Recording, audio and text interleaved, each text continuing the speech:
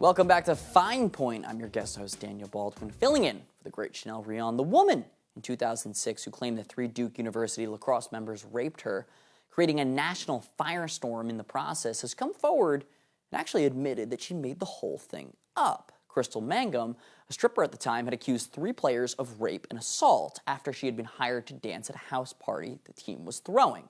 Mangum told the Let's Talk with Kat podcast that she made the whole thing up. And now she wants forgiveness from the 3 men.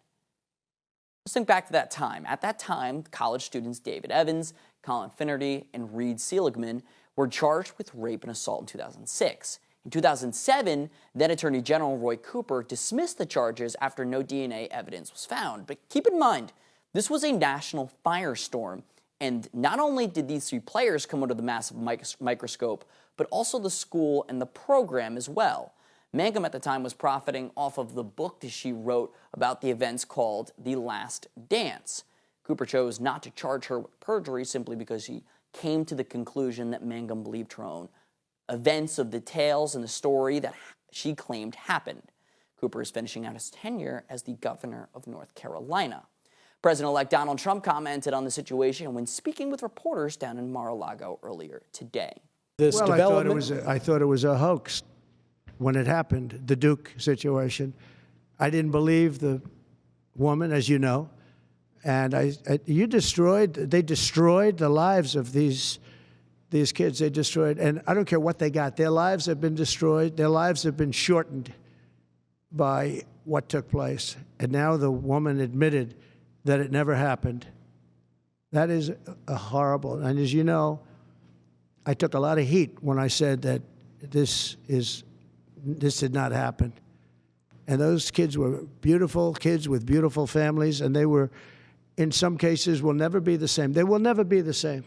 With Mangum's nuclear admission, though, what should happen moving forward? That seems to be the big question. And joining us now to help answer that is Vish Burra. He's the president of Basilisk Strategies, former Capitol Hill staffer, and longtime executive committee member of the New York Young Republican Club. Vish, this was a story that the entire country was watching back then. 3 young lives obviously destroyed at the time. What's your general reaction to this woman coming forward now saying she made it all up? Well, honestly, first of all, it's a vindication for those players at the time. Even then, she had basically come out and admitted it. But the fact of the matter is the damage was already done. And this was at a time when you could say the mainstream media had a better hold, more integrity, perhaps perceived integrity. And so a lot of those initial stories and that firestorm that happened around that case and around those young men had sunk into the American public at large, and their reputations really thoroughly destroyed.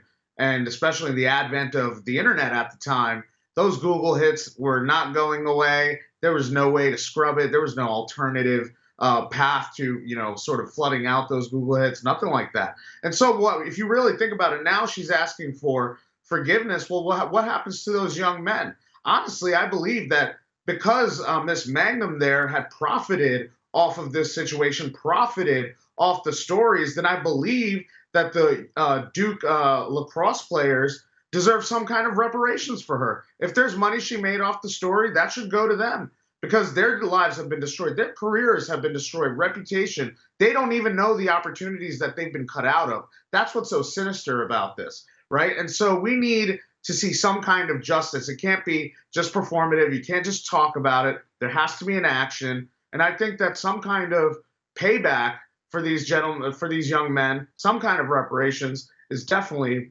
needed.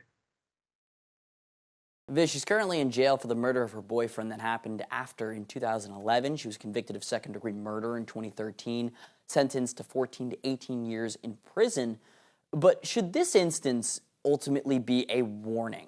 For all our viewers asking where One America News is heading in the future, we would like to introduce you to OAN Live.